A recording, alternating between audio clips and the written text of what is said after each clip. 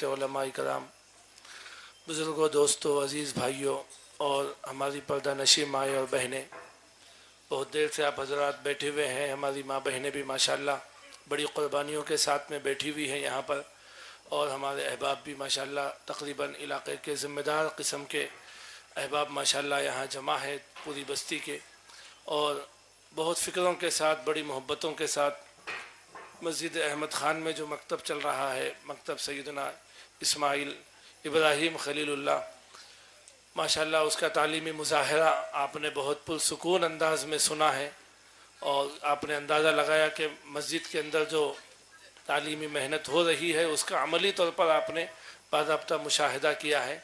اور پھر حضرت مفتی خلیل صاحب دامت برکاتہم نے مختصر ہی لیکن بہت ہی ضروری اور اہم ہے، اور انشاءاللہ عمل کے جذبے کے ساتھ سنیں گے تو فائدہ ہوگا، اس نیت سے کہ بھائی کیسا بولیں گے، کون کیا بولیں گے، کس کا کیا انداز ہوگا، اگر اس جذبے سے سنیں گے تو شاید کوئی فائدہ ہم کو نہیں ہوگا۔ عملی جذبے کے ساتھ انشاءاللہ اگر ہم سنیں گے، ہمارے بزرگوں میں ایک بہت بڑے اللہ والے بزرگ گزرے ہیں، حضرت مولانا یوسف صاحب کاندھلوی رحمۃ اللہ علیہ، وہ اکثر اپنے پروگراموں میں، اجتماعات میں، بڑے بڑے دعوت کے اجتماعات میں یہ کہا کرتے تھے کہ فرمایا کرتے تھے کہ دیکھو مسلمانوں، ہمیشہ عمل کے جذبے سے سنو، علم اصلاً مقصود نہیں ہوتا، علم تو عمل کے لیے ذریعہ اور واسطے کا درجہ رکھتا ہے، عمل کے صحیح ہونے کے لیے علم ضروری ہے، اور اللہ کے یہاں مقبولیت کے لیے عمل ضروری ہے، اللہ کی رضا حاصل کرنے کے لیے عمل ضروری ہے اخلاص نیت کے ساتھ میں۔ حضرت فرمایا کرتے تھے کہ دیکھو، جب تک انسان جو ہے دنیا میں زندہ رہتا ہے، اس کی زبان کا تعلق اس کے علم سے رہتا ہے، اس کی زبان وہی بولتی ہے جو اس کو معلوم ہوتا ہے، جو اس کے علم میں ہے وہی بولتا ہے، جو اس کے نالج میں ہے وہی بولتا ہے۔ اب میں کچھ عرض کروں گا تو میں وہی بتاؤں گا جو مجھے پتہ ہے، جو مجھے نہیں پتہ وہ میں نہیں بتا سکتا۔ آپ سے اگر کوئی بات پوچھے تو آپ وہی بتائیں گے جو آپ کو پتہ ہے، اگر جو نہیں پتہ وہ آپ نہیں بتا سکتے۔ تو انسان کی زبان جب تک انسان زندہ ہوتا ہے وہی بولتی ہے جو اسے پتہ ہے، جو معلوم نہیں وہ نہیں بول سکتا۔ لیکن حضرت نے فرمایا کہ جب انسان کے جسم کا روح سے تعلق ختم ہو جاتا ہے اور دنیا والے اسے من و مٹی کے نیچے دفن کر دیتے ہیں، اور دفن کر کر واپس آ جاتے ہیں، اللہ تعالیٰ قبر میں پھر زندگی دیتے ہیں، اسے برزخی حیات کہتے ہیں۔ اس برزخی حیات میں پھر زبان کھلتی ہے انسان کی، لیکن اس وقت میں زبان کا رشتہ علم سے ختم کر دیا جاتا ہے اور عمل سے جوڑ دیا جاتا ہے۔ اب زبان وہ بولے گی جو اس کی زندگی میں تھا، عملی زندگی میں تھا، پریکٹیکلی لائف میں تھا، اب وہ نہیں بولے گی جو اس کے نالج میں تھا، جو اس کے علم میں تھا۔ علم کے حساب سے اب زبان نہیں چلے گی، عمل کے حساب سے زبان چلے گی۔ فرمایا حضرت نے کہ پہلا فرشتہ سوال کرے گا من رب کا، آپ کو پتہ ہے ربی اللہ، لیکن جواب نہیں دے پائیں گے، بشرطے کہ زندگی میں اللہ کے احکامات ہوں گے تو پھر اس وقت میں جو ہے فوری دین الاسلام کا جواب دے پائے گا۔ اگر زندگی میں نہیں تھا لیکن معلوم تھا کہ میرا مذہب اسلام ہے، صرف معلوم ہونے کی بنیاد پر قبر میں جواب نہیں دے سکتا۔ قبر میں جواب دینے کے لیے عمل کا تعلق زبان سے جڑ جائے گا، علم سے نہیں باقی رہے گا۔ دنیا میں تو جو پتہ ہے وہ بول سکتے ہیں، کئی باتیں ہم وہ بولیں گے جو ہمارے عمل میں نہیں ہے، بول دیتے ہیں، لیکن قبر میں نہیں بول سکتے۔ اب قبر میں وہی بولنا پڑے گا جو عمل میں ہوگا، عمل میں ہوگا۔ فرمایا کہ جب نبوت کے حوالے سے سوال ہوگا تو اگر نبوت کی تعلیمات اور آپ کا اسوہ حسنہ اور آپ کی سیرت طیبہ ہماری زندگی میں ہوگی، تبھی ہم جواب دیں گے کہ اپنے نبی کا نام لے سکتے ہیں قبر میں، ورنہ جواب کتنا بھی رکھ لیں، اگر نبی کی تعلیمات زندگی میں نہ ہو تو وہاں نہیں چل سکتا ہے، ہماری زبان نہیں چل پائے گی۔ اس لیے پر ہم شمار کر سکتے ہیں دین اور اسلام کے بعد میں اس نعمت کا نام ہے اولاد۔ اولاد اللہ رب العزت کی بہت بڑی نعمت ہے۔ اس نعمت کا اندازہ ہو جو مجھے ابو کہہ کر پکارے، کوئی تو ہو جس کو میں انگلی پکڑ کر بازار لے جاؤں، کوئی تو ہو جو مجھ سے ضد کرے، مجھ سے فرمائشیں کرے، مجھ سے جو ہے اپنی تمناؤں کا مطالبہ کرے اور وہ مجھے ضد کرتا رہے کی ہے عزت سے۔ قرآن کریم نے ان انبیاء کی، سیدنا زکریا علیہ السلام دعا کر رہے، آپ اندازہ لگائیے کہ سیدنا زکریا علیہ السلام دعا کر رہے، آپ اندازہ لگائیے کہ اولاد کتنی عظیم دولت ہے کہ جس دولت کو اللہ رب العزت سے انبیاء، اتنی عظیم دولت ہے کہ جس دولت کو اللہ رب العزت سے انبیاء نے بھی مانگا تھا۔ اللہ کے خلیل اور انبیاء کے ابو الانبیاء سیدنا ابراہیم علیہ السلام اللہ سے دعا مانگ رہے۔ اس سے آپ اندازہ لگائیں کہ اولاد کتنی بڑی دولت کا نام ہے۔ لیکن میرے دوستو، جب اولاد اللہ رب العزت کسی کو دے دیتے ہیں اور یہ نعمت مل جاتی ہے تو پھر انسان داریوں کو نبھانے کا نام ہے۔ اولاد ایک عظیم نعمت ہے، اولاد ایک امانت ہے جو اللہ رب العزت نے اپنی طرف سے بطور امانت کے ہمیں دی ہے۔ اولاد ہمارے لیے ایک پورا کرنے کا کام ہے۔ اولاد ایسی ہی چیز نہیں ہے، اولاد ایک بہت بڑی نعمت اور اولاد بہت بڑی امانت ہے جس کے بارے میں کل حشر کے میدان میں نام و نشان بھی نہیں ہوگا۔ لیکن جب اگر کوئی والد اپنے پیچھے اولاد کو چھوڑ کر جاتا ہے تو پھر وہ اس کا جسم اگرچہ کہ کیڑے مکوڑوں کی غذا بن جاتی ہے، لیکن نیکی لکھنے والا مر جاتا ہے، لیکن اس کے باوجود اس کا اجر و ثواب چلتا رہے گی۔ یہ نسل در نسل یہ سلسلہ جب تک رہے گا، اللہ رب العزت ہمارے کھاتے میں اس کا اجر و ثواب برابر دیتے رہیں گے، ہمارے کھاتے میں اجر و ثواب دیتے رہیں گے۔ لیکن اس وقت میں دنیا یہ چاہ رہی، اسلام تو یہ کہہ رہا ہے کہ دیکھیے بچوں کی تربیت شروع کیجئے۔ کب سے کیجئے؟ علیہ السلام نے جواب دیا، ایسی عورت سے نکاح کرو جو تمہاری اولاد کے حق میں بہترین ماں ثابت ہو سکے۔ اس لیے کہ پہلا ٹھکانہ ماں کی کوکھ ہے، پہلی درسگاہ ماں کا گود ہے، پہلا لقمہ ماں کا دودھ ہے۔ اس لیے اولاد پر مکمل اثرات جو ظاہر ہوں گے وہ ماں کے ہوں گے۔ اس لیے ایسی عورت کا انتخاب کرو جو تمہاری اولاد کی حق میں بہترین ماں ثابت ہو۔ آپ اندازہ لگائیے پیغمبر علیہ السلام کب سے فکر کر رہے ہیں؟ جب ایک باپ ابھی ایک نوجوان محسوس ہوں گے، پیغمبر علیہ السلام نے فرمایا جب شوہر بیوی سے ملاقات کرے اس وقت میں شیطان سے پناہ مانگو تاکہ آنے والی نسل میں شیطان کے اثرات سے محفوظ ہو سکے۔ پیغمبر علیہ السلام نے فرمایا جب بچہ ماں کے پیٹ میں ہو تو پھر ماں کے ایک ایک عمل کا اثر بچے میں ہونے لگتا ہے۔ آپ کہہ رہے ہیں بڑا ہونے کے بعد بھی کیا ہوگا؟ ابھی تو بچہ ہے۔ پیدا ہونے سے پہلے پیغمبر فکر کر رہے ہیں آنے والی نسل کی، اسلام فکر کر رہا ہے آنے والی نسل کی۔ پیدا ہوتے ہی اسلام حکم دے رہا ہے کہ پیدا ہوتے ہی اب اس کی ذہن سازی شروع کر دو، اب اس کی فکری تربیت شروع کر دو، مائنڈ سیٹ اپ بنانا شروع کر دو۔ کس حوالے سے؟ توحید کے حوالے سے۔ کس حوالے سے؟ رسالت کے حوالے سے۔ کس حوالے سے؟ دین پر چلنے اور دین کو کامیابی کا راستہ تصور کرنے کے تعلق سے اب بچے کی ذہن سازی ہو جائے۔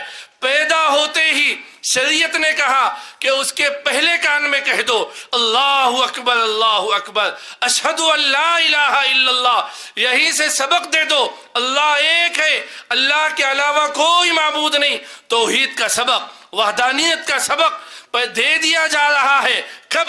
جس دن وہ ابھی پیدا ہوا، چند منٹ ہوئے ہیں، اس کے کان میں کوئی اور آواز نہیں گئی۔ اللہ نے کہ پیغمبر نے حکم دیا پہلی آواز توحید کی، پہلی آواز رسالت کی کہ بچے کے کان میں کہلوا دو اشہد ان محمد رسول اللہ۔ وہ گواہی دے دے، اس کے دل و دماغ میں بیٹھ جائے کہ وہ گواہی دے دے کہ محمد صلی اللہ علیہ وسلم اللہ کے رسول ہے۔ توحید کا عقیدہ اس کے دل میں راسخ کر دیا جائے۔ کس دن، کس منٹ پھر انکار بھی کروا دو اللہ کے علاوہ کوئی معبود نہیں۔ پہلا سامنے آتی ہے وہ اس کا ایک مائنڈ سیٹ اپ بننا شروع ہوتا ہے، سامنے آتی ہے وہ اس کا ایک مائنڈ سیٹ اپ بننا شروع ہوتا ہے، فکری اور ذہنی تربیت ہوتی ہے۔ وہ سوچنے لگتا ہے، وہ سمجھنے لگتا ہے، وہ دیکھ رہا ہوتا ہے کہ گھر کے لوگ میرے ساتھ کیا معاملہ کر رہے ہیں۔ والے آتے تھے اور کسی طریقے سے بچوں کو چاکلیٹ وغیرہ دے کر کڈنیپ کرتے تھے۔ اگر کسی گلی سے کوئی ایک بچے کا کڈنیپ کرتے تھے، اگر کسی گلی سے کوئی ایک بچے کا کڈنیپ ہوتا ہے، کوئی ماں، کوئی باپ یا کوئی بھائی، کوئی بہن یا گلی بستی کا کوئی بندہ دیکھتا تو پوری گلی میں، پورے محلے میں، پوری گلی میں، پورے محلے میں، پوری بستی میں شور ہوتا تھا، ہنگامہ ہوتا تھا کہ بھئی فلاں کے بچے کو کسی نے کڈنیپ کیا، میں نے دیکھا، اس نے دیکھا، ایسا ہوا تھا، ایسے رنگ کا کپڑا پہنا ہوا ہے. پوری گلی میں ہنگامہ، پورے بستی میں ہنگامہ، سب فکر مند ہے، پولیس اسٹیشن جا رہے ہیں، وہ کر رہے ہیں، یہ کر رہے ہیں، ہنگامہ کر رہے ہیں، باضابطہ اعلانات کروا رہے ہیں، اخبارات میں نیوز چھپوا رہے ہیں، واٹس ایپ پر بھیج رہے کہ یہ بچہ ہے، فلاں نے اس وقت میں یہاں سے اٹھا لیا ہے. پھر وہ پیسوں کا مطالبہ کر رہا ہے، وہ پیسے دینے کے لیے تیار ہے، اور سب اس کو قتل کرنے کے لیے تیار ہے، اور سب اس کو قتل کرنے مل گیا اگر کسی طریقے سے غلطی سے، وہ بخشا نہیں جاتا. اب اس کے جسم کے ٹکڑے ہی ہونا، ہڈیاں ٹوٹنا، ہڈی پسلی ایک ہونا، سب تیار ہو چکے ہیں. کرتے نہیں کرتے، ایسے ہی ہوتا ہے. لیکن میرے دوستو بھی کچھ خوبیاں ہیں جس خوبیوں کی وجہ سے وہ آگے بڑھ رہے ہیں اور پوری دنیا پر اقتدار سنبھالے ہوئے ہیں. اس میں سے ایک چیز یہ ہے کہ ان کے یہاں باضابطہ دستور اور قانون بنا ہوا ہے. 6 سال اور 7 سال تک کوئی اسرائیلی بچے کو کسی اسکول میں، کسی بھی کانوینٹ میں اور کسی بھی اسکول کے اندر کسی تعلیمی ادارے میں ایڈمیشن نہیں ملتا. وہاں لازمی ہے، آج بھی یہ قانون ہے اسرائیل کا کہ یہودی بچے کو 6 سال کی عمر تک کمپلسری مذہبی تعلیم دینا اور مذہبی ذہن سازی کرنا کمپلسری ہے، کمپلسری ہے. اس کے بعد ہی تعلیم دی جائے گی، لیکن 6 سال سے پہلے کسی بچے کو تعلیم نہیں دی. انہوں نے دیکھا کہ بھئی پیدا ہوتے تو ہم نہیں لے سکتے بچوں کو، تو اب کیا کرنا چاہیے؟ اس کے لیے باضابطہ طور پر پلان کیا کہ کم سے کم آخری درجے میں 2 سال 3 سال میں تو بچے کو لے لینا چاہیے، تاکہ وہ اس کے گھر میں نہ رہے، وہاں پر اس کی ذہنی تربیت نہ ہو، وہ ہمارے ماحول میں آ جائیں. اب لے رہے، 2 سال میں آ گیا بچہ، 2.5 سال میں آ گیا، 3 سال میں آ گیا.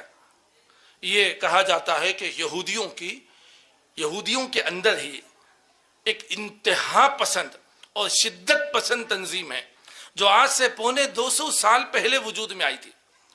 یہودی بھی اس سے عاجز ہے، اس کی انتہا پسندی اور اس کی شدت پسندی سے یہودی بھی پناہ مانگتے ہیں. اس کو ایلومینیشن کہتے ہیں. آپ گوگل وغیرہ پر سرچ کریں تو پتہ چلتا اس کی تفصیلات وغیرہ. یہ ایک عجیب و غریب، یہودیوں میں ایک انتہائی شدت پسند، جس کی شدت پسندی سے یہودی عوام بھی اور یہودیوں کے دوسری جماعتیں اور قبیلے والے بھی پناہ مانگتے ہیں. اور دنیا کا ہر بڑا جو 500 بڑے بڑے ارب پتی کھرب پتی لوگ ہیں، وہ سب کے سب اس کے ممبر ہیں. یورپی کنٹریوں کے تمام وزرائے اعظم اور بادشاہ اس کے ممبر بنے ہوئے ہیں. وہ اس کی بنیاد جس عقیدے پر ہے کہ سب سے پہلا اس تنظیم کی بنیاد اس چیز پر قائم ہوئی ہے کہ انسانیت کے ذہن و دماغ سے خدا کا تصور ختم کر دیا جائے. خدا، دین، آسمانی مذہب، یہ جو ہے خود ساختہ چیزیں ہیں، خود اپنے طور پر بناوٹی چیزیں ہیں. اس کو ہٹاؤ، اس کو ذہن و دماغ سے ہٹاؤ، اور باضابطہ طور پر ابلیس کے خدا ہونے کا یقین رکھتے ہو، ابلیس اور شیطان کو. اور انہوں نے باضابطہ طور پر نسلوں کے ذہن و دماغ سے خدائی تصور کو ہٹانے کے لیے سب سے پہلے تعلیمی سسٹم میں باضابطہ طور پر دخل اندازی دی، اور تعلیم کے اندر یہودیت اور اسرائیلیت کا وہ خاکہ پیش کیا ہے، اور ایک ایسا نظام بچوں کی تعلیم کا بنایا ہے کہ بچوں کے ذہن و دماغ سے باضابطہ طور پر خدا اور خدا کی اطاعت و فرما برداری اور نبی کی اتباع کا مزاج ختم ہو جائے، آسمانی احکامات کے مطابق جو ہے ختم ہو جائے. اور پھر وہ نعرہ دیا گیا، میرا جسم میری مرضی، میری زندگی میری مرضی، میری جان میں جیسا چاہوں رہوں، کوئی میرے اوپر کیا پابندی کر سکتا ہے. مذہبی آزادی ہے، فرد کی آزادی ہے، زبان کی آزادی ہے، ایکٹیویٹی کی آزادی ہے، تہذیب کی آزادی ہے، کلچر کی آزادی ہے، خواہشات اور تمناؤں کی آزادی ہے. یہ آزادی کے نام پر باضابطہ طور پر ایک پروپیگنڈا شروع کیا گیا جو آج سے 250 سال پہلے اسرائیل اور عیسائیت کی قیادت میں یہ سلسلہ شروع ہوا کہ کسی طریقے سے ماؤں کی گودوں سے بہت جتنا جلدی ہو سکے ان کے بچوں کو چھین لو، ان کے خاص طور پر مسلمانوں کے بچوں کو چھین لو. میرے بھائیوں، آپ تاریخ پڑھیں، تاریخ پڑھیں. ربیع الثانی کا مہینہ شاید ختم ہوا, آپ پڑھیں اولیاء اللہ کی تاریخ کو, آپ پڑھیں بزرگان دین کی تاریخ کو. منانا بہت آتا ہے ہمارے لوگوں کو, بزرگان دین کے نام پر تہوار اور فیسٹیول منانا تو آتا ہے. آپ پڑھیں اولیاء اللہ کی تاریخ اور ہسٹری کو, آپ پڑھیں محدثین اور مفسرین کی تاریخ کو, آپ پڑھیں فقہاء اور مجتہدین کی تاریخ کو. آپ کو ہر تاریخ میں ایک پیغام, ایک سبق ملے گا کہ یہ پیدا ہوئے تھے فلاں سال, فلاں علاقے میں, فلاں ملک میں, فلاں بستی میں پیدا ہوئے. پیدا ہونے کے بعد ابتدائی تعلیم انہوں نے اپنے گھر میں اپنی ماں کے پاس شروع کیا, اپنے والد کے پاس شروع کیا, اپنے ماموں کے پاس شروع کیا, اپنے خالہ کے پاس شروع کیا, اپنے بڑے والدہ کے پاس شروع کیا, اپنی دادی کے پاس شروع کیا. نانی نے بسم اللہ خوانی کرائی, دادی نے بسم اللہ خوانی کرائی. آپ کو یہی ملے گا. سیدنا عبد القادر جیلانی رحمہ اللہ 18 سال کی عمر تک اپنے والدہ کے پاس تعلیم حاصل کر رہے ہیں. سیدنا امام بخاری رحمہ اللہ 9 برس تک اپنے والدہ کے پاس تعلیم حاصل کر رہے ہیں. آپ پڑھ ڈالیے پورے محدثین اور مفسرین کو, ان کا ذہن سازی اعلیٰ تعلیم کے لیے تو باہر نکلے, لیکن ذہنی تربیت اور فکری تربیت اور مائنڈ سیٹ اپ کے لیے بچوں کی ماؤں نے, والدین نے, گھر کے ماحول نے تربیت کی. لیکن آج کی یہ بدقسمت نسلیں ہیں, آج کی یہ بدبخت نسلیں ہیں, آج کی یہ محروم القسمت نسلیں ہیں, جن کا پیدا ہوتے ہی ماں باپ جو ہے کسی طریقے سے یہ بیبی کیئر سینٹروں کے حوالے کر رہے ہیں, کسی طریقے سے چھوٹے بچوں کے کڈس کے حوالے کر رہے ہیں, اور وہ اس ماحول میں رکھ کر بچوں کے ذہن و دماغ کو بدل رہے ہیں. ہم سمجھ رہے ہیں کہ انہیں وہ LED بتائی جا رہی, ان کو وہ ویڈیو بتا رہے ہیں, ان کو گیم بتا رہے ہیں. نہیں میرے دوستو, باضابطہ طور پر ایک پورا ایلومینیشن پوری میڈیا پر اس کا تسلط ہے, پوری فلم انڈسٹریل پر وہی ایک تنظیم کا تسلط ہے.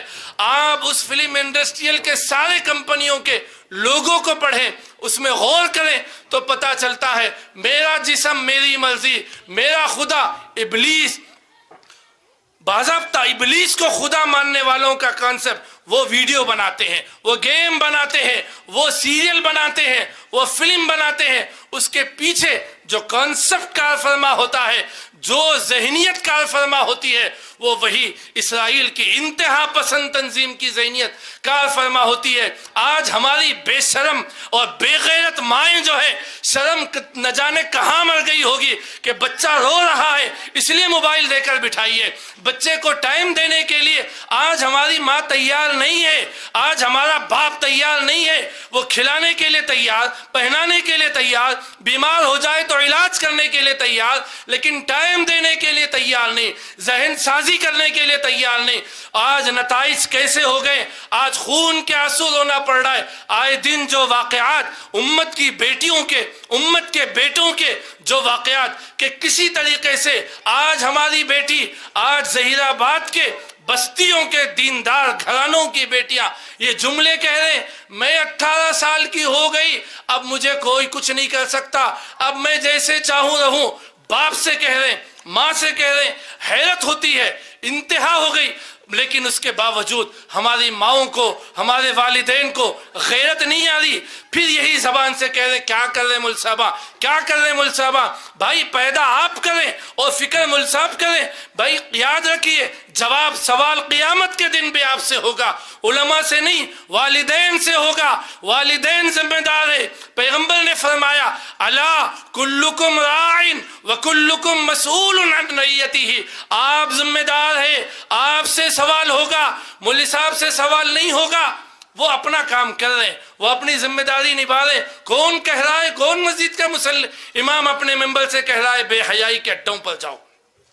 میں 2 دن پہلے جمعہ کی بات آپ کو عرض کر رہا ہوں, ہم سفر میں تھے, ایک فون آیا, ڈاکٹر صاحب کا فون آیا. مسجد کے آپ کے امام صاحب بھی ساتھ میں تھے, قسمت کے ساتھ میں مولانا مدثر صاحب. ہم لوگ سب منا کھیلی جا رہے تھے, راستے میں چلتے چلتے فون آیا بالکل.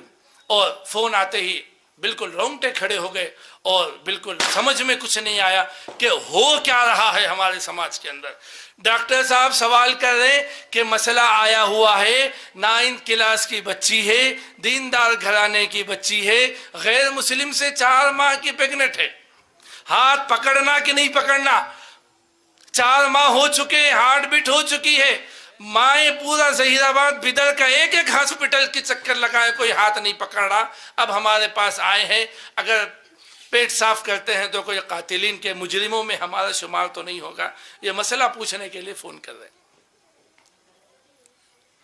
क्या करेंगे अब, कैसे होगा? रात में ये सुन रहे, वही सोचते सोचते, वही बोलते बोलते, ऐसा हुआ करते, ऐसा कैसा हो रहा, क्यों हो रहा, ये सोचते सोचते आए। सुबह सुबह एक मंडल से फोन आया, बिल्कुल पड़ोस में देहात है, फोन आया कि हम फुला पीएस में बैठे हुए हैं और बच्ची है गांव की, 3 दिन पहले भाग गई थी, अब आ गई, मना दें, समझा दें। बिल्कुल कल की बात कह रहा हूँ, हफ्ते के दिन सुबह की। गांव का नाम नहीं लेना चाह रहा। पीएस में बैठे हुए गांव के पूरे जिम्मेदार, सियासी, समाजी, मजहबी सब लोग बैठे हुए मशवरा कर रहे हैं कि बच्ची तैयार नहीं है मानने के वास्ते। हम भी गए, जाके समझाए, वो एक ही बात कह रही कि नहीं क्या तो भी हों दो, मैं उसके साथ ही रहती नहीं। हम वीडियो बताए, देख फुला फुला के साथ भाग गया, बाहर हो रहा है प्रोग्राम, खुलकर नहीं बात कर सकते। फुला की चंद महीनों के बाद लाश मिली है वहां पर झाड़ को लटकती हुई, ये वीडियो देखो, वहां पटरियों पर पड़ी हुई लाश मिली, ये जली हुई राख मिली, एक एक वीडियो फोन में बताए। सबके लिए तैयार हूं, लेकिन मेरे को उसके ऊपर भरोसा है, मैं उसके साथ ही रहती हूँ। आखिर में कुरान, हदीस, जन्नत, जहन्नम, आखिरत सब समझा के बोले छोटा गाँव है, अम्मा बाबा अब जिंदा नहीं रह सकते, ये बेइज्जती को बर्दाश्त नहीं करते, फांसी पे फैन को लटक जाएंगे तुम्हारी माँ, अब जिंदा नहीं रह सकती, गाँव में नहीं मुंह दिखा सकती। वो उनकी मर्जी, मुल साहब उनकी मर्जी, क्या तो भी कर लें दोनों। अब वहां पीएस में बैठे हुए, अब उन्हें 1 घंटे का टाइम दिया, 3 घंटे हम ले लिए थे, मानने को तैयार नहीं। कैसे ये इर्तिदाद के जो वाकयात, किस तरीके से ये बेहयाई का सैलाब। अब तो बेनमाजी बेहयाई की बातें कर रहे थे, अब बात तो ईमान की आ गई, बात ईमान और कुफ्र की आ गई। अब तक उलमा को इस बात की फिक्र थी कि बच्चियां बेहया हो रही, बच्चियां गैर इस्लामी लिबास पहन रही, बच्चियां नमाज नहीं पढ़ रही, बच्चियां फुला नहीं कर रही, बच्चियां रोजा नहीं रख रही, बच्चियां डांस कर रही। अब तो मसला ईमान के लाले पड़े हुए। एक तरफ दुश्मनान इस्लाम की ताकतें पूरी ताकत और कुव्वत के साथ लगे हुए हैं, और एक तरफ हमारा घराना घरेलू माहौल, माँ बाप नहीं तैयार है। अभी एक मजमून में फ़ोन मोबाइल में बहुत बड़े मौलाना ने भेजा कि एक स्कूल के अंदर, मैं ख़ास तौर पर हमारी बहनों को सुनाना चाह रहा हूँ, एक स्कूल के अंदर जो है टीचर ने बच्चियों से कहा, बच्चों से कहा, स्टूडेंट से कहा कि बेटा कल जो है आपको एक टॉपिक पर 5-6 लाइन लिखना है, तो सेंटेंस बनाना है, उर्दू में या इंग्लिश में सेंटेंस बनाना है, और आज हम टॉपिक देंगे आपको। टॉपिक है माँ का मकाम व मर्तबा। माँ के ऊपर कुछ बातें आपको लिखना है, जो भी आप अपनी माँ के बारे में लिख सकते हो लिखो। तो दूसरे दिन बच्चे तैयारी करके आए और बाज़ाब्ता लिखा, बहुत तफसील से बाद बच्चों ने लिखा, बाद मुख्तसर लिखे। अब पेपर करेक्शन हो रहे हैं, मुख्तलिफ बच्चे, कोई माँ का मकाम पे, कोई माँ की फजीलत पे, कोई अपनी माँ के लाड़ प्यार पे, कोई अपनी माँ के बच्चों के ख्वाहिशात को पूरा करने पे लिखते रहे। अब एक बच्चे का एक मजमून सामने आया और सर पढ़ रहे हैं, और सर की आंखों से बेसाख्ता आंसू जारी हो गए, और सर के आंसुओं को देखकर स्टूडेंट्स भी रोने लगे। पता ही नहीं चल रहा कि आखिर रो सर क्यों रहे हैं। बच्चों ने अपने सर को देखा और रोना शुरू कर दिया, और सब तो थोड़ी देर तक रोते रहे। उसके बाद में कहा कि आखिर सर क्या लिखा है उसने, आखिर जिसकी वजह से आपकी आंखों से आंसू बह पड़े। तो सर ने फिर वो मजमून सुनाना शुरू किया कि बच्ची लिख रही है कि मुझे ऑफलाइन माँ चाहिए। क्या है उसकी हेडिंग, क्या है? मुझे ऑफलाइन माँ चाहिए, मुझे ऐसी माँ चाहिए कि अगर मैं रोऊं और जिद करूं तो मुझे मोबाइल देकर न बिठाए, बल्कि मुझे लोरियां देकर, मुझे नबियों सहाबा के वाक़यात सुनाकर मुझे बहलाए। मुझे ऑनलाइन माँ चाहिए कि अगर मैं भूख लगने का और भूख का तकाजा करूं, खाने का तकाजा करूं, तो वो अपने मोबाइल को लेकर पिज़्ज़ा बर्गर का ऑर्डर न करें, बल्कि अपने पाकीज़ा हाथों से रोटी थपथपा कर मुझे अपने हाथों से खिलाए। मुझे ऑफलाइन माँ चाहिए, मुझे ऐसी माँ चाहिए कि रात में मैं जब सोऊं तो वो مجھے موبائل دے کر خود ایک طرف موبائل لے کر بیٹھنے والی نہ ہو، بلکہ مجھے لوریاں دیتی ہوئی، مجھے نظمیں نعتیں سناتی ہوئی، مجھے صحابہ اور صحابیات کے واقعات سناتی ہوئی مجھے سلائیں، میری پیٹھ کو تھپ تھپائیں۔ میں ضد کروں کھیل کود کی تو میری ماں فون میں کوئی گیم ڈاؤن لوڈ کر کے نہ دے، بلکہ مجھے اپنے ساتھ میں کھیل کود کے ساز و سامان دلا کر مجھے میرے ساتھ اپنے ساتھ کھیلیں۔ آج جو ہے بچے، میرے تفصیلی مضمون ہے، آپ سمجھ جائیں، اب اس پہ لگاتے جائیں آگے آگے کیا لکھا ہوگا۔ اس وقت میں بچے تڑپ رہے ہیں آپ کے پیسوں کے لیے نہیں، بچے تڑپ رہے ہیں آج آپ کے کپڑوں کے لیے نہیں، بچے تڑپ رہے ہیں آج اب آپ کی اپنے کھانے پینے کے ساز و سامان کے لیے نہیں، آج بچہ تڑپ رہا ہے ماں باپ کا وقت کے لیے۔ آج ماں تیار نہیں ہے، ٹائم ہی نہیں ملتا، ٹائم ہی نہیں ملتا، ٹائم ہی نہیں ملتا۔ کہاں جا رہا ہے آپ کا وقت؟ کیا کر رہے ہیں آپ؟ پچھلے زمانے کی عورتوں کے مقابلے میں آپ کا کتنا کام آسان ہو گیا۔ پہلے زمانے کی عورتوں کو کھانا بنانا ہوتا تو چولہا سلگانے کے لیے 1 گھنٹہ محنت کرنا پڑتا تھا، لکڑیاں جلانی پڑتی، آگ دہکانی، پھکنی لے کے پھونکتے بیٹھنا، ہنڈی پہ گوشت گلانا۔ اب تو آپ خالی بٹن دبا دو چولہا سلگ جائے گا، 3 سیٹی لگا دو آپ کا سالن تیار ہو گیا۔ پانی لینے کے لیے 1 گھنٹہ 2 گھنٹے کھپتے تھے۔ آخر وہ وقت کہاں گیا آپ کا؟ وہ وقت آپ نے موبائلوں کو دیا ہے، آپ نے موبائلوں کو دیا ہے۔ ایک اسکول کے اندر ایک مہمان آئے، آ کر بچوں کا انٹرویو لینے لگے کہ بیٹا آپ کیا بننا چاہتے ہیں؟ بچے نے کہا کہ میں انجینئر بننا چاہتا ہوں۔ ایک بچے سے پوچھے کہ بیٹا آپ کیا بننا چاہتے ہیں؟ بولا کہ میں ڈاکٹر بننا چاہتا ہوں۔ ایک بچے سے پوچھے آپ کیا بننا چاہتے ہیں؟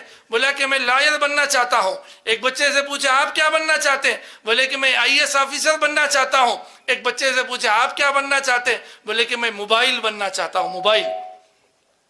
وہ مہمان نے کہا، وہ گیسٹ نے کہا کہ بھائی آپ کو اللہ میاں اشرف المخلوقات بنائے، انسان بنے، انسان موبائل کو بنایا ہے، آپ موبائل بننے کی تمنا کیوں کر رہے ہیں؟ تو بچہ معصومانہ زبان میں کہا کہ شاید ہو سکتا ہے اس وقت میں میری ماں مجھے کچھ وقت دے دے، اس لیے کہ میں دیکھتا ہوں کہ میری ماں ہو کہ باپ ہو سب کے سب موبائل ہی کو وقت دیتے ہیں، تو کاش میں موبائل ہوتا تو کچھ دیر اپنے ماں کے گود میں اور اپنے ماں کے ہاتھ میں ہوتا تھا۔ یہ تمنائیں آج ہونے لگ رہی ہے۔ آج ہماری نسلیں 2 چیزوں سے محروم ہیں، ایک ماں باپ وقت نہیں دیتے، ماں باپ دعائیں نہیں دیتے، اولاد کو نہیں دیتے، یہ 2 چیزوں سے محروم ہے۔ تو میرے دوستو، میں یہ عرض کر رہا تھا کہ انہوں نے یہ سوچا کہ 6-7 سال تک بچے کی تربیت کرنا ہے، پیدا ہوتے ہی ہم نہیں لے سکتے، تو کم سے کم ایک آدھا پیریڈ تو ہم لے لیں، اور اس کے لیے 2 سال 2.5 سال 3 سال سے لینا شروع کر دیا۔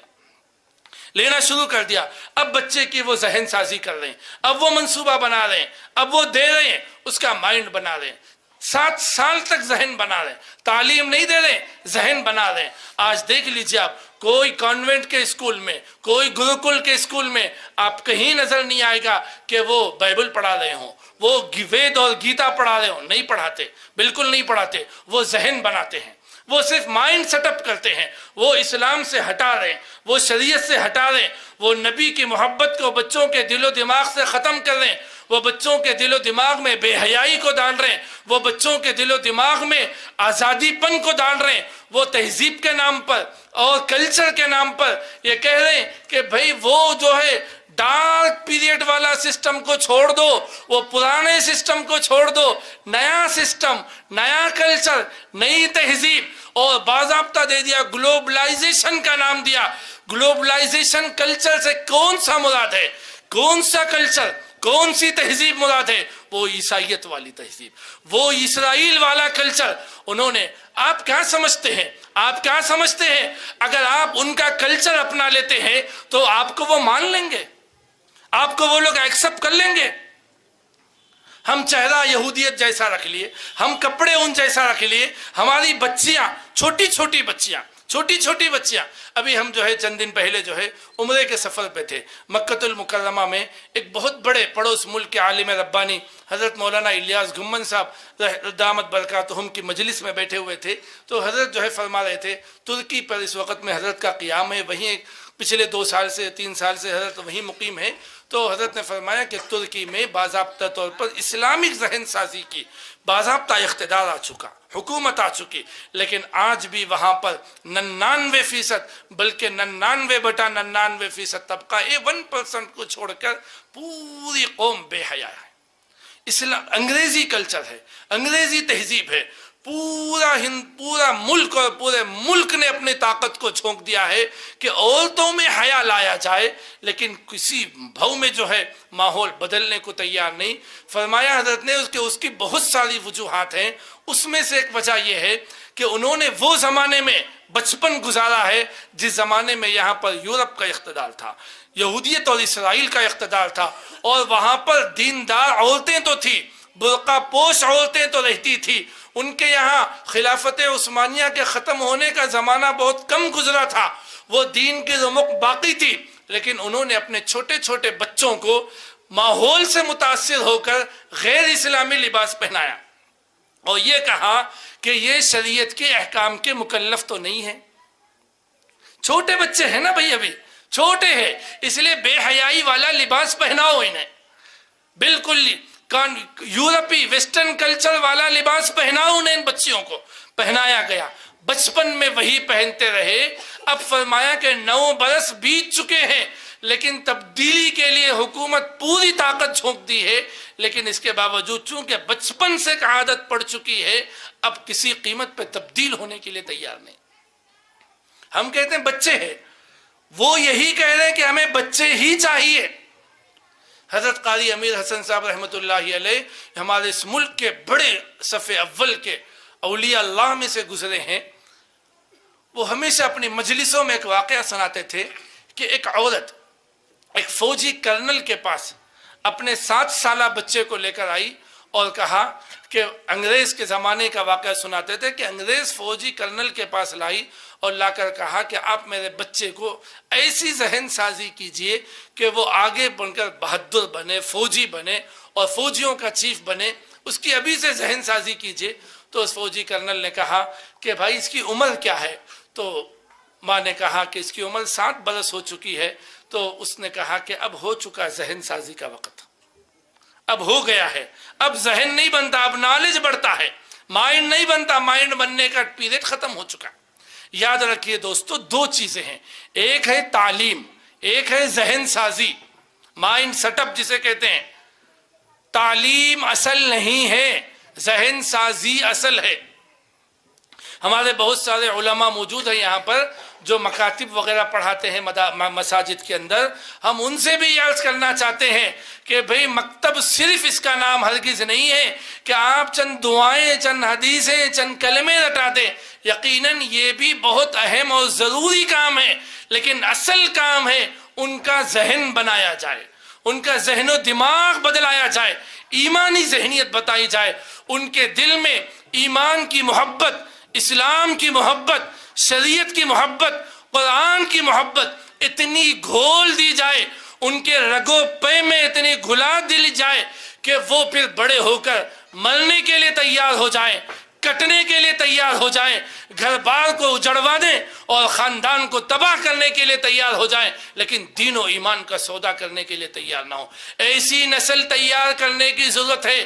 آج سے 25 اور 30 سال پہلے حماس کے مجاہدین نے اور حماس کے بانی محمد بن یاسین رحمہ اللہ نے یہی منصوبہ بنایا تھا کہ ہم حماس کے بچوں کی ذہن سازی کریں گے، ہم تعلیم پر توجہ نہیں دیں گے، ذہن سازی کریں گے۔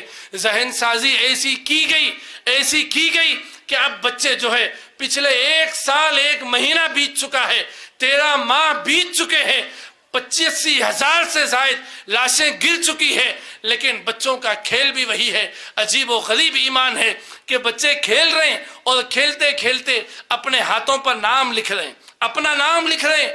کسی بڑے نے پوچھا کہ بیٹا یہ کون سا کھیل ہے؟ آپ اپنا نام اپنے ہاتھوں سے، اپنے خون سے لکھ رہے ہیں، اپنے رنگوں سے لکھ رہے ہیں، کیوں لکھ رہے ہیں؟ تو بچہ تتلاتی ہوئی اور معصومانہ زبان میں کہہ رہا ہے اگر کہیں سے میزائل آ جائے اور ہم کسی کھنڈرات اور ملبے میں دب جائے اور ہمیں کھینچ کر نکالا جائے اور ہمارا چہرہ مسخ ہو جائے، ہمارے جسم کے ٹکڑے ہو جائے، تو پتہ کیسے چلے گا کہ یہ فلاں ہے، فلاں کا بیٹا ہے؟ کیسے پتہ چلے گا؟ اس کے لیے ہم نام لکھ رہے ہیں۔ یہ کھیل ہے بچوں کے۔ پیغمبر علیہ الصلاۃ والسلام مکۃ المکرمہ کے 13 سال تک کیا کیا ہے؟ آپ علماء سے پوچھیں کیا کام کیا ہے؟ قرآن کی جو آیتیں نازل ہوئی ہے، جتنی آیتیں، جتنے سورے مکی زمانے کے ہیں، مکی آیتیں، مکی صورتوں کو پڑھیں، آپ کو ایک ہی پیغام ملے گا، کوئی حکم نہیں، کوئی عمل نہیں، صرف مائنڈ سیٹ اپ، ذہن سازی۔ پھر ذہن سازی ایسی بنی حضرات صحابہ کی کہ آپ پھر اس روئے زمین پر اس کی مثال نہیں پیش کی جا سکتی، مثال نہیں پیش کی جا سکتی۔ غزوہ احد کا موقع ہے، رسول اللہ صلی اللہ علیہ وسلم مجاہدین کی صف بندی کر رہے ہیں، ایک صحابی معذور ہے، ایک پاؤں سے معذور ہے، بے ساکی سے کے سہارے چلتے ہیں، ان کا نام لکھا ہے کتابوں میں، عمرو بن الجموح رضی اللہ تعالیٰ، بے ساکی کے سہارے اس مقام پر پہنچ رہے ہیں جہاں پر پیغمبر علیہ السلام مجاہدین کے صفیں بنا رہے ہیں، مجاہدین کو سلیکٹ کر رہے ہیں، کہہ رہے ہیں کہ اللہ کے رسول میں بھی اللہ کے راستے میں میدان جہاد میں آنا چاہتا ہوں۔ پیغمبر علیہ السلام کہہ رہے ہیں کہ عمر تم معذور ہو، تمہیں خود سنبھالنے کے لیے ایک آدمی کی ضرورت پڑتی ہے، بے ساکی کے سہارے سے تم چلتے ہو۔ پیغمبر یہ کہہ رہے ہیں، پیچھے سے بیٹے آئے، 2 بیٹے آئے اور کہنے لگے اللہ کے رسول آپ سمجھائیے ابا کو، گھر سے 2 جوان بیٹے جا رہے ہیں، پھر یہ تو معذور ہیں، یہ تو خدا کے یہاں بھی ان کو رخصت ہے، آپ انہیں سمجھائیں۔ تو نبی نے بیٹوں کی بات کو کہا کہ عمر اب مت آؤ، تم اللہ تمہیں مجاہدین میں شامل کر لے گا، مت آؤ۔ حضرت عمرو بن الجموح رضی اللہ تعالیٰ نے کونے میں آئے، بیٹھ گئے اور دھاڑے مار مار کر رونے لگے، سسکیاں بن گئی ان کی۔ نبی جب یہ کام سے فارغ ہوئے تو دیکھا کہ عمر رو رہے ہیں، نبی ان کے پاس گئے، پیٹھ پر ہاتھ رکھا، پوچھا رونے کا، ماذا یبکی کا یا عمر، کیوں رو رہے ہو؟ تو کہا کہ اللہ کے نبی میری خواہش ہے، میری تمنا ہے، بہت سارے نوجوان بچے یہاں بیٹھے ہوئے ہیں اور میں نوجوان کا واقعہ نہیں، ایک معذور کا واقعہ سنا رہا ہوں کہ جب ذہن بنتا ہے تو کیسا مزاج پیدا ہوتا ہے۔ ایک معذور صحابی کا واقعہ سنا کر ہمارے نوجوانوں کی غیرت کو جگانا چاہتا ہوں۔ وہ کہہ رہے اللہ کے رسول میری خواہش ہے، میری تمنا ہے کہ میں اسی لنگڑے پن کی حالت میں جنت میں جانا چاہتا ہوں، لنگڑی حالت میں لنگڑے پاؤں کے ساتھ میں جنت میں جانا چاہتا ہوں۔ اور پھر بے ساختہ رونے لگے۔ پیغمبر علیہ السلام ان کی اس کیفیت کو دیکھ کر کہا کہ ٹھیک ہے تم چلو، چل گئے اور خوشی کے مارے چیخ مارے، کھل گئے اور اٹھے اور اپنے بے ساکی کو لیا اور دوڑتے ہوئے گھر کی طرف گئے، خوشی کے عالم میں اپنی اہلیہ سے کہنے لگے کہ آپ جانتی ہو پیغمبر نے مجھے اجازت دے دی ہے، ایک عجیب خوشی، اجازت دے دی ہے۔ تو بیوی اور ہمت بندھانے کے لیے اور ایک مذاق کے طور پر، چونکہ وہ معذور تھے تو ایک ہمت بنانے کے لیے، اور بیوی شوہر میں ایک مذاق ہوتا ہے، مذاق میں کہا کہ تم اور جہاد، میں تو دیکھ رہی ہوں کہ تم تو پیٹ پھیر کر باہر واپس بھاگ کے آ جاؤ گے جب مقابلہ شروع ہو جائے گا، دشمن کے وار کو دیکھ کر واپس آ جاؤ گے۔ تو وہیں ہاتھ اٹھایا اور کہا اللہم لا تردنی اہلی، اللہ مجھے تو کیا میری لاش کو بھی واپس نہ لانا، مجھے تو کیا میری لاش کو بھی میرے گھر والوں کے پاس واپس نہ لانا۔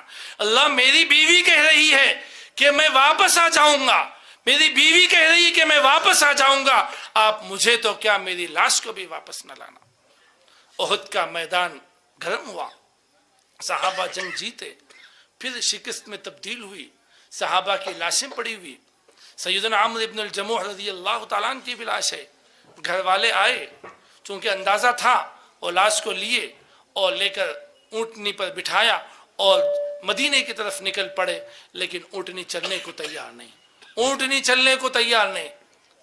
رسول اللہ صلی اللہ علیہ وسلم کو اطلاع دی گئی تو نبی کو بتایا گیا، نبی نے پوچھا کہ کیا ماجرا ہے، آخر وقت میں انہیں نے کچھ کہا تھا، بیوی نے آ کر کہا کہ یہ دعا کر کے گھر سے نکلے ہیں، تو فرمایا کہ اب ان کی لاش واپس نہیں جا سکتی مدینہ، یہیں احد کے دامن میں ہی انہیں سپرد خاک کرنا پڑے گا، احد کے دامن میں ہی سپرد خاک کرنا پڑے گا۔ کیسا مزاج، دین کے لیے مر مٹنے کا کیسا مزاج پیغمبر علیہ السلام نے بنایا تھا۔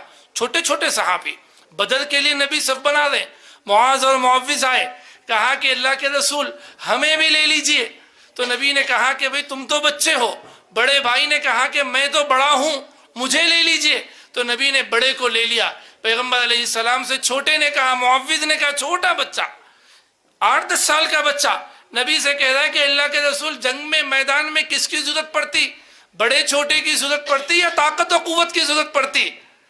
अगर ताकत और कुव्वत की जरूरत पड़ती तो दोनों में मुकाबला करके बता दो कि दोनों में ताकतवर कौन है। और जैसे ही नबी ने मुकाबला करवाया तो छोटा भाई बड़े भाई के कान में कह रहा है कि देख, तू तो सिलेक्ट हो चुका है, मुकाबले में जल्दी से चित हो जा ताकि मैं भी सिलेक्ट हो जाऊं, मैं भी सिलेक्ट हो जाऊं। कैसा मिजाज, दीन के लिए लुटने और दीन के लिए मिटने और दीन के लिए खपाने के लिए कैसा मिजाज हजरत सहाबा ने का नबी ने बनाया था। उहद का मैदान है, दो सहाबा खड़े हुए हैं। एक सहाबी हजरत सैयदना साद इब्ने अबी वक्कास रज़ी अल्लाह ताला अन्हु, एक सहाबी अब्दुल्लाह इब्ने जहश रज़ी अल्लाह ताला अन्हु, दोनों जंग शुरू होने से पहले मैदान उहद में खड़े हुए और दोनों का दोस्ताना ताल्लुक था। एक दूसरे से कहने लगे कि हजरत अब्दुल्ला साद से कहने लगे, साद पता नहीं जंग के बाद हम में से कौन जिंदा रहेगा, कौन जामे शहादत नोश कर लेगा, चलो एक काम करते हैं, अभी पहले जो है दोनों अपनी सबसे बड़ी तमन्ना की दुआ खुदा से मांगेंगे और पहले तुम दुआ मांगना, मैं आमीन कहूंगा, मैं दुआ मांगूंगा, तुम आमीन कहना। सैयदना साद इब्ने अबी वक्कास हाथ उठा रहे, दुआ कर रहे, अल्लाह के रसूल, ऐ अल्लाह, मैदान कारज़ार गर्म हो जाए और मेरा एक इंतहाई जालिम ताकतवर दुश्मन इस्लाम के सामने आमना सामना हो जाए, मैं उस पर वार करूं, वो मुझ पर वार करे, मैं उस पर वार करूं, फिर वो मुझ पर वार करे, यहाँ तक कि मैं जोर से वार करूं कि वो दुश्मन इस्लाम जहन्नम के हवाले हो जाए और एक जालिम के वजूद से पाक करने का मैं जरिया बन जाऊं। तो सैयदना अब्दुल्ला बिन जहश ने आमीन कहा। फिर हजरत अब्दुल्ला बिन जहश हाथ उठाए, कहा, ए अल्लाह, जब मैदान कारज़ार गर्म हो जाए तो फिर मेरा भी एक जालिम ताकतवर से मुकाबला हो जाए, वो मुझ पर वार करे, मैं मुझ पर वार करूं, वो मुझ पर वार करे, यहाँ तक के वो मुझ पर इस जोर से वार करे कि मैं शहीद हो जाऊं और वो मुझ को इसी हालत में न छोड़े बल्कि मेरे चेहरे से आंख निकाल दे, कान को निकाल दे, नाक को काट दे, हाथ पांव को काट दे, मेरे जिस्म के टुकड़े कर दे, मेरे जिस्म का मुसला बना दे और फिर मैं हशर के मैदान में उसी हालत में उठाया जाऊं और अल्लाह मुझसे कहे कि अब्दुल्ला, मैं तुझे तो सही सालिम आंख कान नाक दिए थे, तेरे जिस्म की ये हालत कैसी हुई? तो मैं कहूं कि अल्लाह, आपकी राह में सब कुछ कुर्बान करके आया हूं, यहाँ तक कि आपके दिए हुए जिस्म के भी टुकड़े कर कर दीन की सरबुलंदी का काम करके आया हूं। और फिर अल्लाह मुझे कहे, इरजिई इला रब्बिकी राज़ियतम मर्ज़िया, कि मेरे बंदे लौट आ जा अपने रब की तरफ, जो रब तुझसे राजी है और तू रब से राजी है। हज़रत साद इब्ने अबी वक्कास आमीन कहा। जंग खत्म हुई तो देखा कि अब्दुल्ला बिन जहश रज़ी अल्लाह ताला अन्हु के जिस्म के टुकड़े पड़े हुए हैं, उनको उहद के मैदान में दफनाया गया। हजरत साद कहा करते थे कि अब्दुल्ला की दुआ तो मुझसे बहुत बेहतर थी, अब्दुल्ला की दुआ तो मुझसे बहुत बेहतर थी। ये मिजाज नबी ने हजरत सहाबा का ऐसा बना दिया था कि वो कटने मरने के लिए तैयार, अपने घर वालों को उजड़वाने, अपने खानदान वालों को छोड़ देने, धन दौलत को कुर्बान कर देने के लिए तैयार, लेकिन दीन मोहम्मदी और शरीयत मुस्तफ़वी से एक इंच कदम पीछे करने के लिए तैयार नहीं।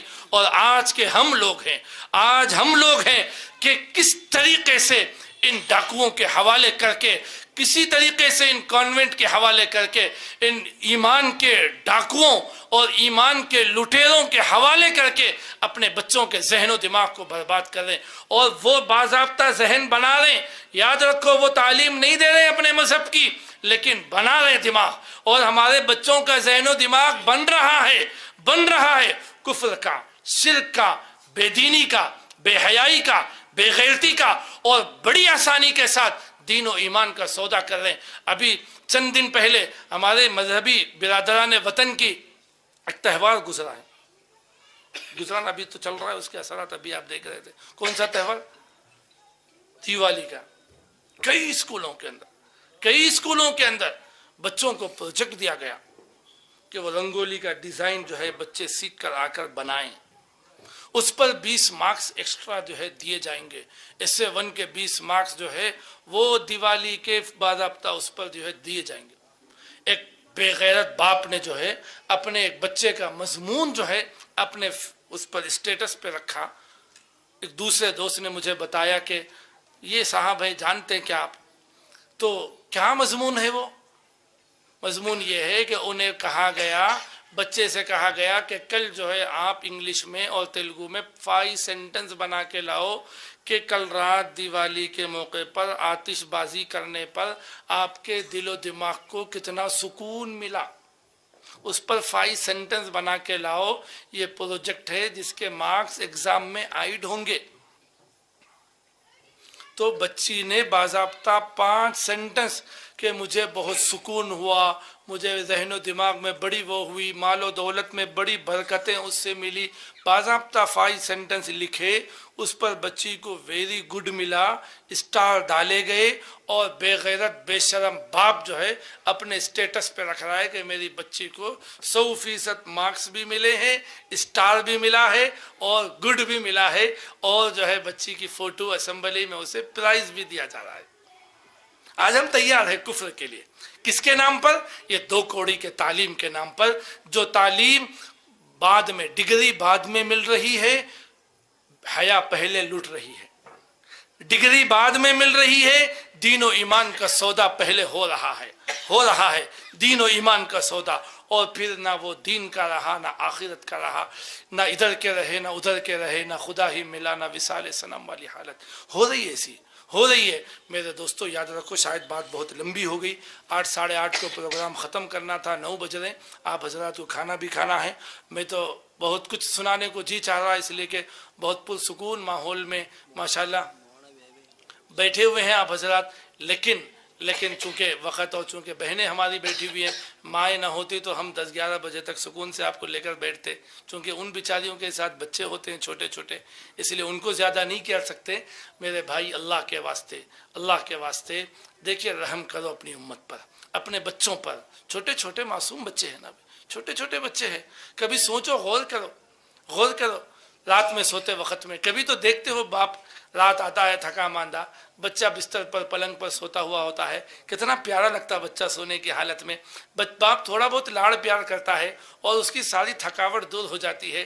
اسی وقت میں سوچو کہ آج میرا بچہ پلنگ پر میرے بازو سویا ہوا ہے، بہت چند دن اسے یہاں رہنا ہے، ایک بہت بڑی مدت اسے قبر میں سونا ہے، میرے بچے کو سونا ہے، مجھے سونا ہے، میری بیٹی کو سونا ہے۔ کتنے دن سونا ہے؟ ان لمٹ ٹائم سونا ہے، تصور نہیں کر سکتے۔ کتنے 1000 برس سونا ہے؟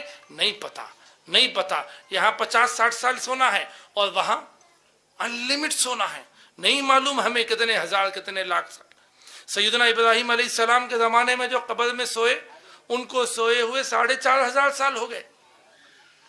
سیدنا محمد رسول اللہ صلی اللہ علیہ وسلم کے زمانے میں جو قبر میں آرام فرما رہے، 1450 سال ہو چکے قبر میں لیٹے لیٹے۔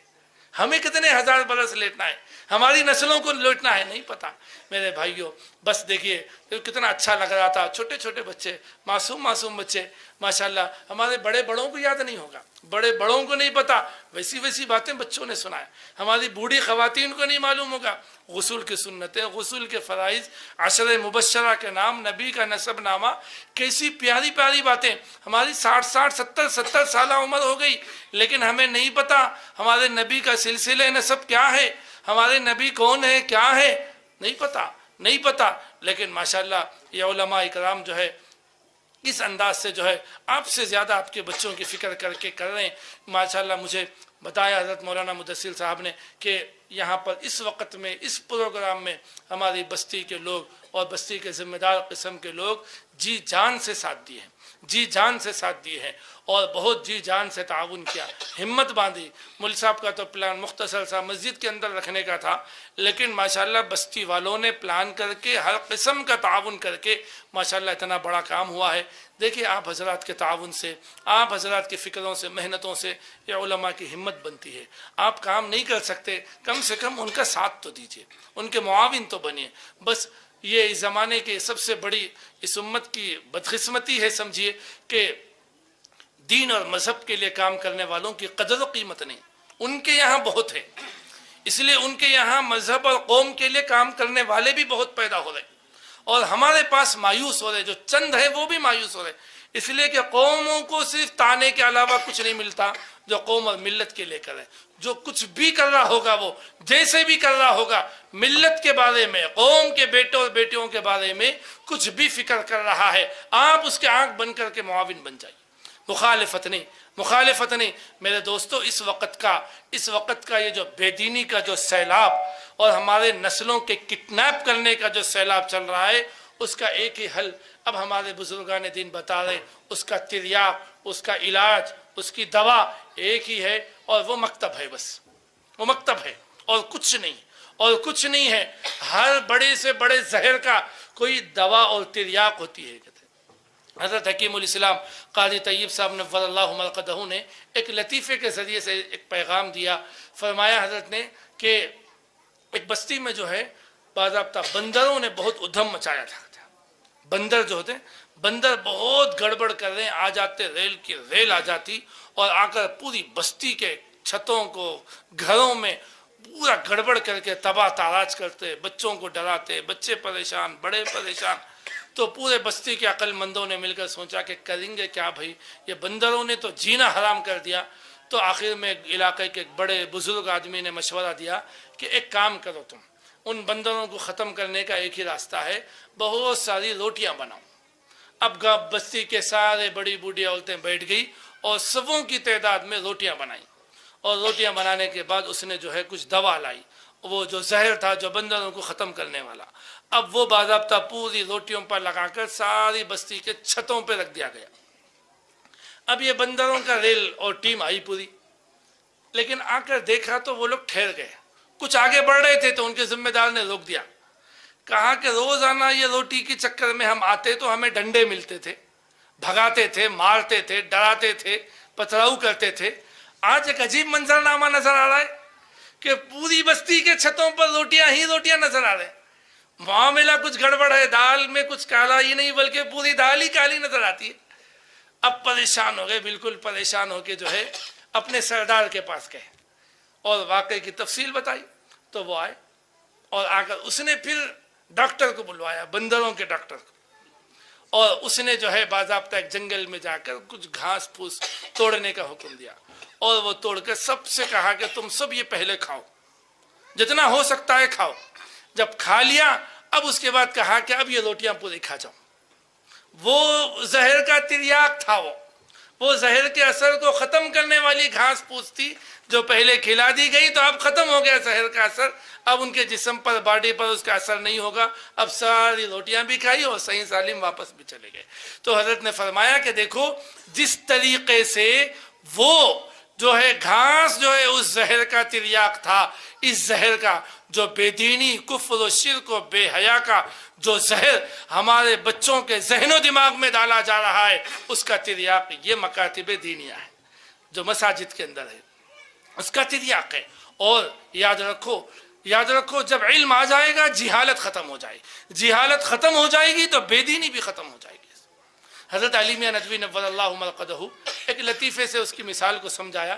یہ بات کہہ کر اپنی بات کو ختم کرتا ہوں۔ حضرت کے سامنے جو ہے حضرت نے فرمایا کہ اللہ تعالیٰ کے نبیوں میں ایک پیغمبر تھے جس کو اللہ تعالیٰ نے جو ہے ہواؤں پر اور دیگر مخلوقات پر بھی اقتدار دیا تھا۔ وہ کون سے پیغمبر ہیں؟ حضرت سلیمان علیہ السلام کو اللہ نے دیگر مخلوقات پر بھی اقتدار اور حکومت دیا تھا۔ تو ایک مرتبہ ان کی عدالت میں مچھر اور مکھی آ کر ایک مقدمہ دائر کرے کرتے۔ کون؟ مچھر اور مکھی آ کر مقدمہ یہ دائر کرے۔ اب واقعہ ہے صرف سمجھانے کے لیے، ہو سکتا ہے حقیقت بھی ہو نہ بھی ہو، لیکن ملنے والا پیغام بہت اچھا ہے، سمجھ رہے ہیں آپ؟ فرمایا کہ کہا کہ مقدمہ دائر کریں، کس کے خلاف؟ کہا کہ ہوا کے خلاف۔ ہوا ہوتی ہے نا، مچھروں نے مقدمہ دائر کیا کہ یہ جو ہوا ہے نا، ہم کو کہیں بیٹھنے دیتی نہ، سکون سے لیٹنے دیتی نہ، کھانے دیتی نہ، چوسنے دیتی، وہ جہاں آتی ہے وہ ہمیں کو اڑا کے بھگا دیتی۔ آخر یہ ایسا ہمارے ساتھ یہ بدماشی کیوں کر رہی ہے ہوا؟ اس سے پوچھو آپ۔ ان کی حکومت ہواؤں پر بھی تھی۔ حضرت سیدنا سلیمان علیہ السلام نے آرڈر دیا کہ بھئی ہواؤں کو بلایا جائے اب وہ پھڑ پھڑاتے ہوئے پھڑ پھڑ کرتے ہوئے ہوا آنے لگی، آتے ہی یہ سب غائب ہو گئے۔ تو حضرت نے پوچھا کہ مدعی کون، کہاں ہے، دعوے دار کہاں ہے، جس نے مقدمہ دائر کیا کہاں ہے؟ تو غائب ہے۔ جب مدعی ہی غائب ہے تو مسئلہ کیسا؟ ہوا چلی گئی، پھر آئے، پھر وہی شکوہ۔ تو کہا کہ بھئی تم تو مدعی تھے، دعوے دار تھے، مقدمہ دائر کیے تھے، جب تمہارے مدعا علیہ کو ہم بلائے تو غائب کیوں ہو گئے؟ تو فرمایا مسئلہ یہی ہے کہ وہ آتے ہی ہم کو غائب ہو جانا پڑتا ہے، وہ ہمیں بیٹھنے نہیں دیتے، وہ ہمیں بیٹھنے نہیں دیتے۔ فرمایا حضرت نے کہ ساری بے دینی، ساری بے حیائی، اس کی مثال مکھیوں جیسی ہے، اور علم کی مثال ہوا جیسی ہے۔ علم کی ہوا جہاں آ جاتی ہے وہ بے دینی اور کفر و شرک کی مکھیاں رہ نہیں سکتی، اڑ جاتی، ختم ہو جاتی، اس کا نام و نشان مٹ جاتا، اب وہ نہیں ٹک سکتی، نہیں ٹک سکتی۔ اس لیے میرے دوستو، اس وقت میں سب سے زیادہ ضروری کام، سب سے اہم کام، سب سے اہم کام وہ یہ ہے اپنے بچوں کی دینی ذہن سازی کرنا۔ دینی تعلیم سے زیادہ، حضرت مولانا خالد سیف اللہ رحمانی صاحب مسلم پرسنل لا بورڈ کے صدر ہیں، حضرت نے ایک مضمون میں لکھا کہ اب ہم یہ کہتے ہیں کہ اگر قواعد میں کمزوری آتی ہے کچھ آنے دیجئے، کچھ دعائیں حدیثیں کم یاد ہوتے ہیں کم یاد ہونے دے دو، لیکن ان کا مائنڈ بناؤ، ان کے دل و دماغ میں اللہ کی محبت، نبی کی محبت، شریعت کی محبت، قرآن کی محبت ڈالو، دین کے لیے قربانی دینے کا مزاج پیدا کرو۔ تو جب دینی مائنڈ بن جائے گا تو خود بخود وہ دین سیکھ لیں گے، عمل بھی کر لیں گے۔ اور ذہن نہیں بنے گا، ذہن نہیں بنے گا اور تعلیم دیتے جاؤ گے، دعائیں رٹا دیے، حدیثیں رٹا دیے، تو حضرت نے فرمایا یہ ایسے ہی ہے جیسے خنزیر کے گلے میں ہیرے موتیوں کا ہار ڈالے۔ مائنڈ سیٹ اپ کے بغیر جب علم دیا جاتا ہے، حضرت نے فرمایا حدیث کی روشنی میں کہ ایسا ہی ہے جیسے خنزیر کے گلے میں کون سا ہار؟ موتی اور ہیرے کا ہار۔ موتی اور ہیرے کا ہار خنزیر کے گلے میں ڈالنے سے اس کی خوبصورتی میں تو کوئی اضافہ نہیں ہوتا، لیکن وہ ہار کی توہین ہو جاتی ہے۔ ہار کی تو توہین ہو جاتی ہے کہ وہ بیچارہ خنزیر کے گلے میں پڑا ہے۔ ایسے ہی بغیر تربیت کے اور بغیر مائنڈ سیٹ اپ کے علم دیا جاتا ہے تو اس علم کا وہ علم والے کو کوئی فائدہ نہیں ہوتا، وہ علم کی توہین ہو جاتی۔ ذہن سازی، ذہن سازی، اس کے لیے نبیوں کے واقعات سناؤ بچوں کو، صحابہ کے واقعات سنائیں، اولیاء اللہ کے واقعات سنائیں۔ واقعات سے بچوں کا مائنڈ بنتا ہے، ذہن بنتا ہے۔ جیسے وہ لوگ فلموں سے، سیریلوں سے ذہن بنا رہے، اس کو ہٹا کر واقعات سناؤ، واقعات سے بچوں کے ذہن بناؤ۔ ذہن بنے گا تو ایمان بچے گا، ورنہ یاد رکھے دوستو، آخری جملہ کہہ کر اب اٹھ رہا ہوں میں، یاد رکھیں اگر آپ اس معاملے میں غفلت کریں گے، حشر کے میدان میں ہم مسلمان نسلوں کے ماں باپ بن کر نہیں اٹھائے جائیں گے۔ السلام علیکم ورحمۃ اللہ۔